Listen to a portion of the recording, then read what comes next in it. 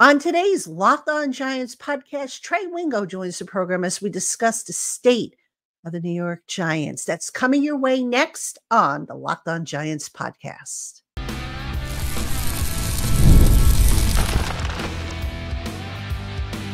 You are Locked On Giants, your daily New York Giants podcast.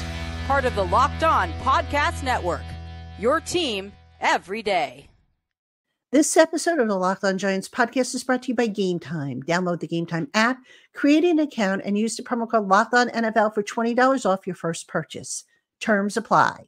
Hello, New York Giant fans, and welcome to another edition of the Locked On Giants podcast, part of the Locked On Podcast family, your team every day.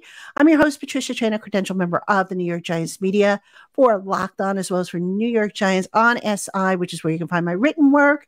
And as always, welcome on into my Blue Crew community members, to my everydayers, to my newcomers, and everybody in between. Thank you for spending part of your day with us here on the Locked On Giants podcast. A very frustrating time for New York Giant fans indeed, but we continue to talk about the team, what's wrong with it, how they can fix it. And to help me with today's show, with his opinions, we have Trey Wingo. You probably remember him from ESPN.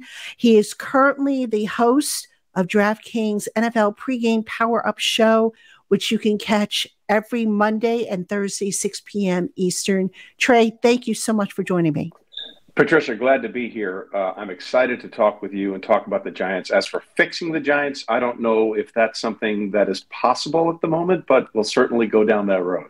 Yeah, I mean, at this point, given how badly they played, I think there's no such thing as a wrong answer. But Trey, let's start off with the offense, because that clearly has been the biggest problem, I think. And, I'm going to get to Daniel Jones in a moment, but I want to look big picture for a second here. You look at Brian Daboll and the work he did up in Buffalo as the offensive coordinator there, comes down to the Giants, takes over the play calling. He has a very specific way he wants to run the offense. He seems to be very pass happy, even though it's questionable whether or not he's got what he needs. But when you look at what he's been trying to do you think he has the personnel to do what he wants to do? No, I don't. And let's just be honest about it. It starts with the offensive line. And obviously losing Andrew Thomas was a huge loss. The guy is a really, really good player. But you watch that game against the Eagles, and it was clear that their blocking is just so substandard. And everyone loves to talk about receivers and quarterbacks and running backs and Malik Neighbors and all this kind of stuff. If you can't block in this league, you can't play. And that's where it really starts with me with the Giants. They can't block anybody. They can't power a run game through their blocking schemes. They can't protect a quarterback through their pass blocking schemes. To me, offensive line is the thing that nobody talks about it until they realize they don't have one. And we're just being really honest about it. Right now, the Giants don't have a substandard or decent offensive line. They have a very poor offensive line, and that's the root of almost all of their problems offensively. When you look at that offensive line and the history, has it been just poor drafts, poor free agent decisions? Has it been coaching? What do you think is at the root of that issue? Well, I think it's all of it put together. Andrew Thomas, as we said, was a very good draft choice. But one of the greatest offensive lines in the history of the NFL was the Dallas Cowboys offensive line when Aikman and Emmitt Smith was there. And they were terrible for the first year and a half they were together. There was a game against Philadelphia, I think in Aikman's rookie year, where he got sacked 8 times and probably was hit 17. And you need the guys to work together. It basically, those same guys that were terrible that 1 year and a half for the Cowboys became the Great Wall of Dallas, whether it was Mark Stepnowski at center, Mark Tuinei at one to left tackle, Eric Williams at the other, Nate Newton. All these guys played together. And offensive line is the most interdependent spot on the entire football field. You have to have guys tied together that understand where things are coming from, what their responsibilities are at all times. It is the most dependent football position on a football team. And they haven't had time together. There have been too many moving parts, and some of them just aren't very good. But the biggest problem for the Giants is that they do not have a unit that meshes well. And that has to go across the board, whether it's drafting, coaching, player selection, scheme. All of that has to be reevaluated. When you look at the play of Daniel Jones, the quarterback, it's been said that sometimes a quarterback can help an offensive line. I mean, Where is Daniel Jones falling short in his quest to make that offensive line maybe a little less of a liability? Well, you're hanging on to it sometimes a little bit too long, but Daniel's instincts are to run through and over people, right? That's one of his biggest problems, is that sometimes he tends to initiate contact, and you admire that on some level from your quarterback. Like, you want to see that once or twice, then hey, that was great. Don't do that anymore. Like, let's not do that. Yeah, a quarterback can help their offensive line, no question, getting rid of it faster. But then, do you have capable receivers that you believe that you can make these hot route adjustments to? And some of those decision makings for Daniel Jones have been poor. It certainly doesn't help that Malik Neighbors has not been available because of concussion protocol. I did love Brian Daboll's reaction to him being at the concert. He's like, "Yeah, we'll keep that in house." Like, there's no way a guy dealing with concussion protocol return should be at a concert with loud noises and flashing. I mean, that's just basic, simple stuff. Okay, and that was a failure on that young man's part. But the quarterback can help the offensive line, but the offensive line can also help the quarterback. Like, Daniel Jones has enough problems. The fact that the offensive line there were times in that game, Patricia, against the Eagles, he didn't have a second, maybe a second and a half before that pass rush was on him. And what's sad is you're seeing that pass rush for the Giants, which has been so good this year and so good with Dexter Lawrence, Sexy Dexy, as he likes to call himself. It's going to waste. Like, that's a defense and a defensive front that is really going to waste because they can't generate anything offensively. Trey, when you look at the offense, how much are they missing a Saquon Barkley as part of that running game? Because, I mean, we didn't even see the running game from the first half. I think maybe three rushes against the Eagles. And how much is that a factor, do you think? I think it's a huge factor. And I think that goes to a talent evaluator decision, right? Running backs are not getting a ton of money in this market. Like, the Cowboys could have had Derrick Henry for $6 million. Look at the difference he's making for the Baltimore Ravens, and how much Derrick Henry in the Cowboys offense, how much would that change everything? The Giants made a decision, and they had the off-season HBO show, Hard Knocks, and there was that whole thing about, we can't let Saquon, all this kind of stuff. Well, if you really loved him that much, you should have kept him. And he wanted to stay. There's no question about it. They made a calculated gamble as an organization that we think will be, not that we'll be better off, we'll find a way to mitigate the loss of Saquon and double down on our investment in Daniel Jones. Well, as it turns out, through 7 weeks of the NFL season, that has been a disastrous decision. There's no other way to couch it. That decision, by whomever was the decider, as former President George Bush once said, whether it's ownership, whether it's the general manager, whether it's the coaching staff, whoever signed up on that dotted line and said, this is the way we're going to go, that to me is the critical flaw in everything that's been a problem for the Giants this season.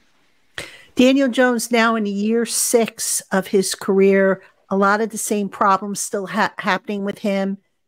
Do you think the constant change of play caller, head coach was instrumental in this? Has it just been, the lack of an offensive line? What do you think things have gone wrong for Daniel Jones, or was he just overrated? Well, I think several of those things can be true at the same time. Daniel Jones, like you said, he's 6 years in. He's not changing. He is who he is. This is who he's going to be. We in the preseason game against the Texans, instead of taking a safety, screw it, I'm going to throw a pick 6. Like, okay, do the math. Like, 7 and it's not is 2 is less damaging than 7. In that situation, he makes poor decisions. But to your point about scheme and coaching, absolutely it matters. Look, I'm convinced that Patrick Mahomes would have been Patrick Mahomes no matter where he went. But I think he's the best version of Patrick Mahomes because of where he landed with Andy Reid, with great play callers, whether it was Eric Bieniemy and now Matt Nagy the last couple of years, learning under a guy like Alex Smith, having those things at your disposal. There are a lot of great, let me rephrase that. There are a lot of quarterbacks I've seen over the years whose careers might have been vastly different if they had just landed in a better situation. I think of Jason Campbell, who came out of Auburn and played for Washington and a bunch of teams. It seems like every year he had a different scheme and a different offensive coordinator and a different play calling thing. That thing takes a toll on you. Look at Sam Darnold when he was with the Jets, and we can talk about what an unmitigated disaster the Jets are, and I'm sure Giants fans would love to talk about that. But look, Sam finally found stability, and yes, they lost to a very good team Sunday in Detroit. But the Sam Darnold you're seeing in Minnesota was the Sam Darnold that the Jets hoped they were drafting in 2018, and where he went and the organization that he was put in really, in my opinion, stunted his development as a professional quarterback.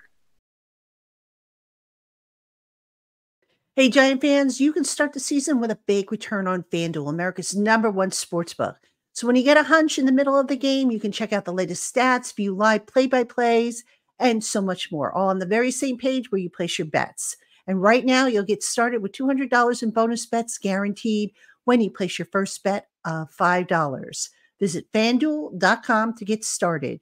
That's FanDuel.com to download America's #1 sportsbook. Hey, Giant fans, when you're hiring for your small business, you want to find quality professionals that are right for the role. That's why you have to check out LinkedIn Jobs. LinkedIn Jobs has the tools to help you find the right professionals for your team faster and for free. LinkedIn isn't just a job board. They help you hire professionals that you can't find anywhere else, including those who aren't actively searching for a new job, but who might be open to the perfect role. 86% of small businesses get a qualified candidate within 24 hours when they use LinkedIn. And did you know that LinkedIn is constantly finding ways to make the process easier? Their newest feature helps you write job descriptions faster and quicker than ever before.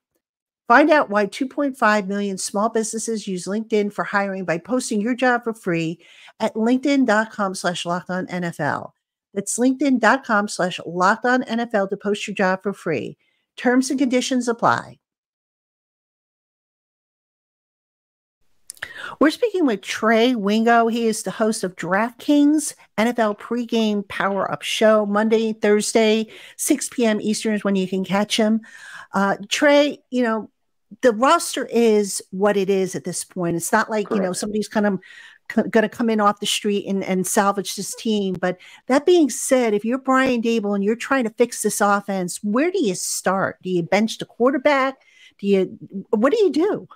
Well, it's interesting, right? Well, they put in Drew Lock at the end of that game, and it's still sort of being mulled over. Was that like, okay, let's get Daniel Jones out of there because of the sack, or let's get Daniel Jones out of there so we can see what we have in Drew Lock and contemplate about making a quarterback change? Now, look, you invested a lot of money in Daniel Jones, and it basically that contract, as everyone probably understands, is not a 4-year contract. It's a 2-year contract, and then we'll see.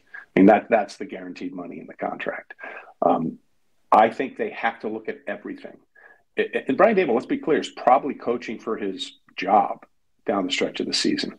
You had that one great year a couple of years ago. You snuck into the playoffs. You won in Minnesota, and it's been since then.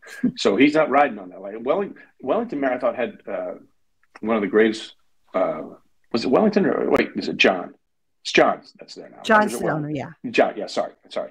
John Mara had a great line at the NFL owners meetings in March.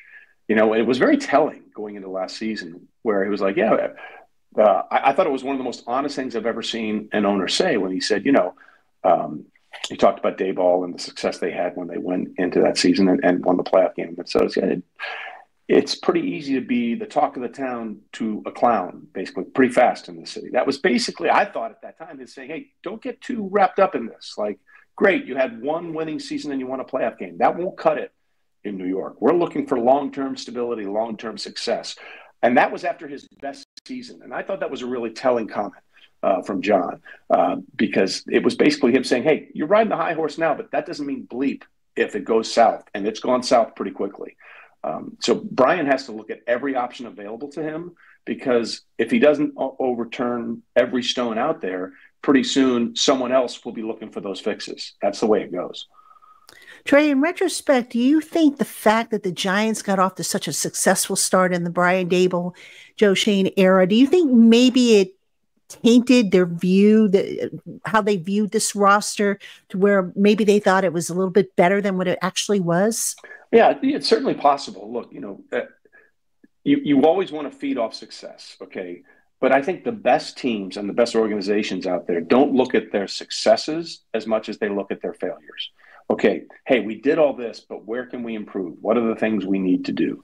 And Daniel's best year really was that year when they made it to the postseason. His wild interceptions were mitigated a little bit, and some of those questionable decisions that we talked about.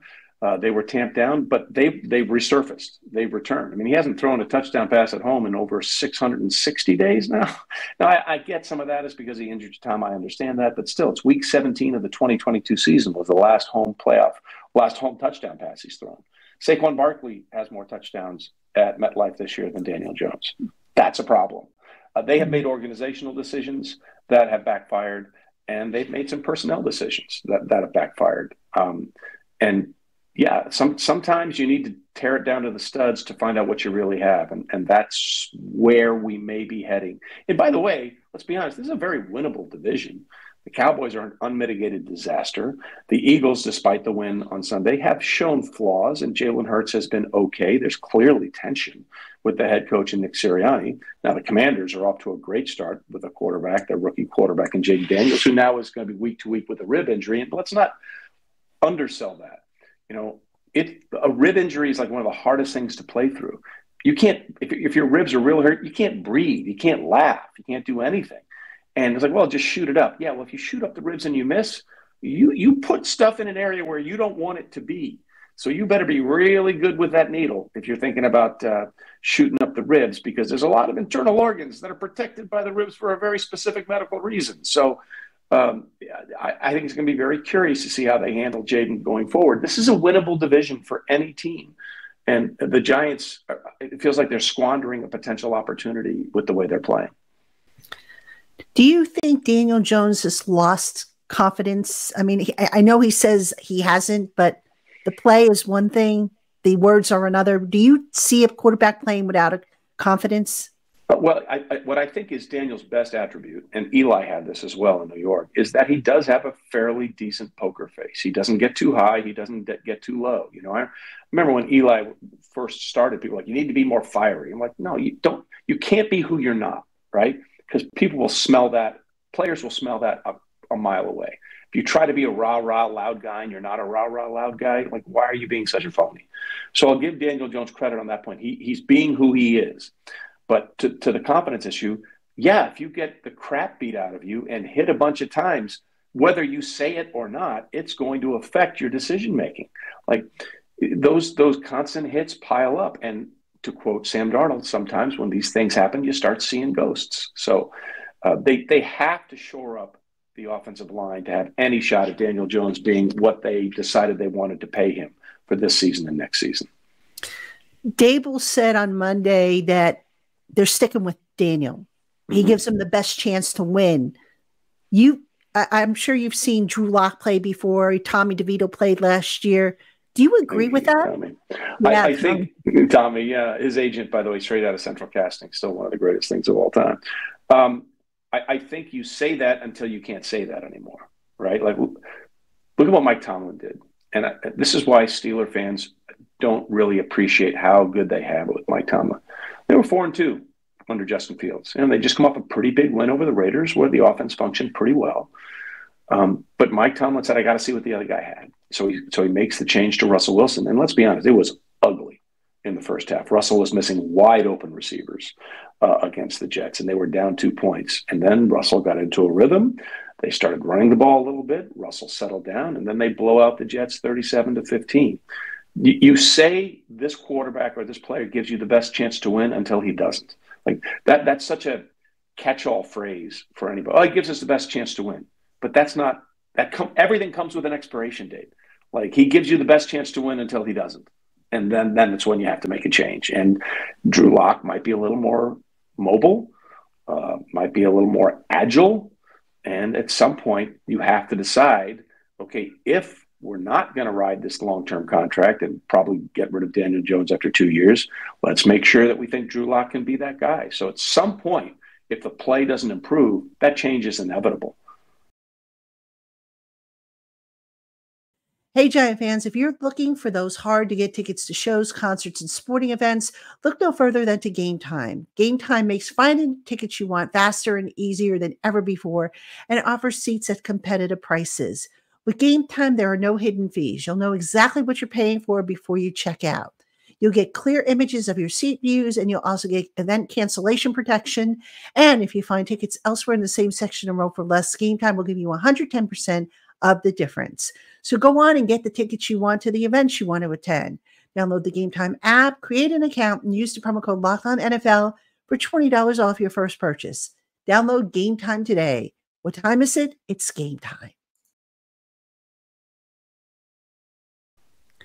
We're speaking with Trey Wingo. He is the host of DraftKings NFL Pregame Power Up Show. Excuse me, you can find that online Monday and Thursday, 6 p.m. Trey, I want to talk about the Giants defense because that's really been the strength of this team. I mean, Dexter Lawrence is just playing like out of this world. I mean, making a case for being, the best interior defensive lineman in the league. But you look at the job that Shane Bowen has done with this defense. Now, coming in, I think a lot of people, myself included, were worried about the back end of the defense, and it hasn't been that much of a liability. It hasn't been, all world, but it hasn't been as bad as we thought. But can you just talk a little bit about what Shane Bowen has brought to this defense that maybe wasn't there before with Wink Martindale? Yeah, and by the way, Wink's a really, really good coach. Has been a really, really good coach for a long time in this league. But to your point, I mean, Dexter Lawrence, Brian Burns, those guys up front, you know what a great pass rush does? I mean, a good corner, let's say you got a lockdown corner, right? What do you want to call it? A lockdown corner takes out one option in the passing game. Great pass rush takes out all of them. So to your point about the secondary, yeah, that secondary is helped massively by the pass rush the Giants have generated. And Dexter Lawrence is at the front of that. And Shane has done a really good job knowing this is the strength of my defense. This is the things that we do better. So let's make sure we pour as much time, effort, and resources as we can to maximizing that strength, which will help us cover the weakness, which has been the back end of that defense. And it hasn't been terrible, but, the front seven is the strength of this Giants defense. And, historically, that's the way the Giants have always played. So I think he's done an amazing job. And I think that you have to look at what they're trying to accomplish. They're trying to make sure that their strength gives them the best opportunity to hold that opposing offense down. And that is by far and away getting a constant pass rush, sometimes with four guys, just to make sure that whatever problems you might have in the secondary aren't exposed. When you look at the personnel they have on defense, is it a better fit, do you think, for what Bowen runs as opposed to what Wink ran? Two totally different systems. Is this a better fit for the talent he has? I do. I think that Bowen is like, to me, the essence of coaching, Patricia, more than anything else, is not what do I want to do or this is the thing I want to run on offense or defense. It's looking at what you have and saying, what can they do? And to me, that is coaching. It's not, here's my system, run it.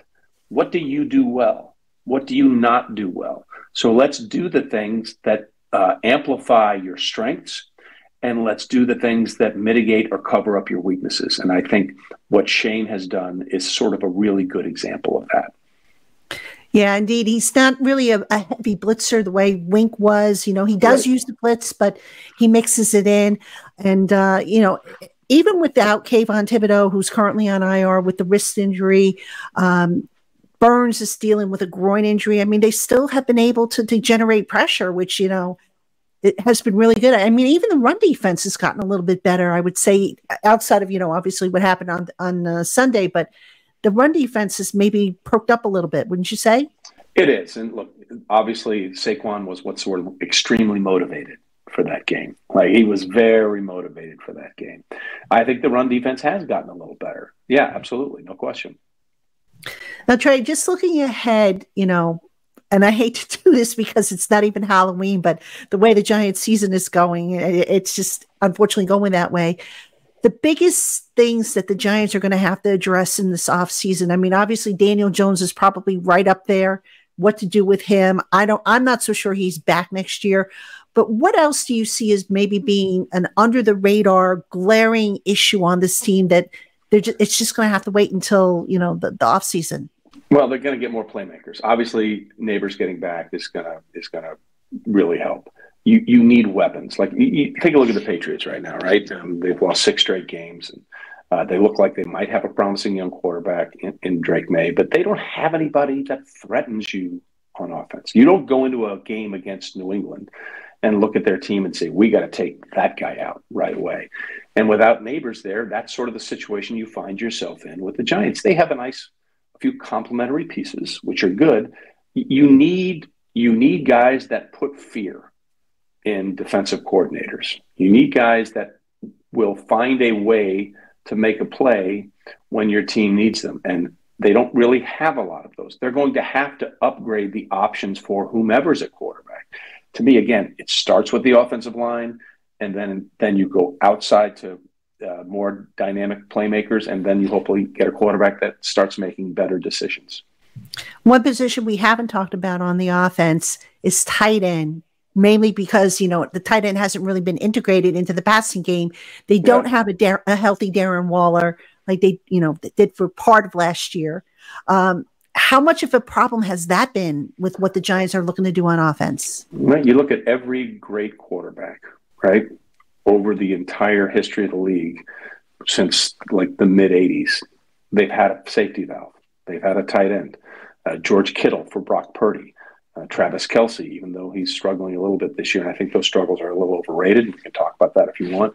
For Patrick Mahomes, Mark Andrews up until this year for Lamar Jackson. Now Isaiah Likely seems to have stepped up into that role.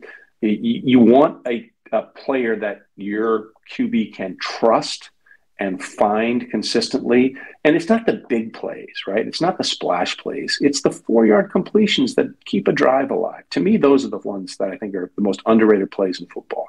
The 27-yard ripper, that's fine. If they happen, that's great.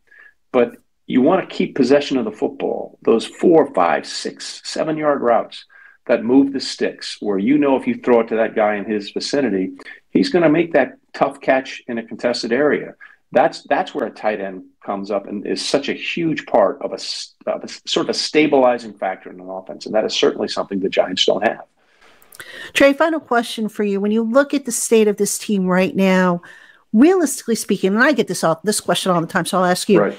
How far away is this team really from being a team that you can count on being maybe in the top 15 of the league, record-wise, production-wise, stat-wise? Well, it starts with the right personnel. Like I am shocked. I'll tell you this right now, that the Minnesota Vikings are where they are. Like I really did not see this coming from them, even though, they lost on Sunday. They're still 5-1. They got off to a 5-0 start. A lot of that is because they've integrated a quarterback in Sam Darnold, who, by the way, Sam Darnold's the same age as Joe Burrow. Like people are like thinking like Sam's been around forever. He's 27 years old. He's only 27. Sometimes it takes a little longer to marinate. As we're recording this, it's before the Monday night game between the Ravens and the Bucs, the first of the doubleheader. Look at what Baker Mayfield has done. He's on his 4th team. And he had that one great rookie season in Cleveland where he set the touchdown record, broke Peyton Manning's record for most rookie touchdown passes. And then he had some injuries and fell apart. Then he went to Carolina. That wasn't a good fit. Snuck in with the Rams for a little bit. He's on his 4th team. And he's finally found a home. Sometimes the recipe takes a little longer to marinate than you think. It starts with a quarterback. It starts with an offensive line. And to me, those are the most important things if you're looking at the Giants. If you can hit on those things, you can ascend pretty quickly. Look at what the Texans did with C.J. Stroud. Look at what the Commanders are doing with Jaden Daniels. If you hit on those 2 things, pretty much everything else falls into place. All right, Trey, I appreciate you coming on. Great chatting with you. He is Trey Wingo, host of the DraftKings NFL pregame power-up show. You can find it Monday and Thursday, 6 p.m. Eastern. And folks, do check it out. Trey, again, thank you so much for coming on. It was just great having this opportunity to chat with you. Patricia, anytime. Just let me know. Always good to talk football, especially the Giants. They're one of the cornerstone franchises in the NFL's history, and it would be nice to see them sort of get back on their footing. That's for sure. All right, Giant fans, that's going to do it for us here on the Locked On Giants podcast. Make sure you keep it here all week. We'll have all new shows for you coming up, including Crossover Thursday, with Chris Carter of Locked On Steelers. For Trey Wingo, I'm Patricia Traina. We will see you tomorrow, Giant fans.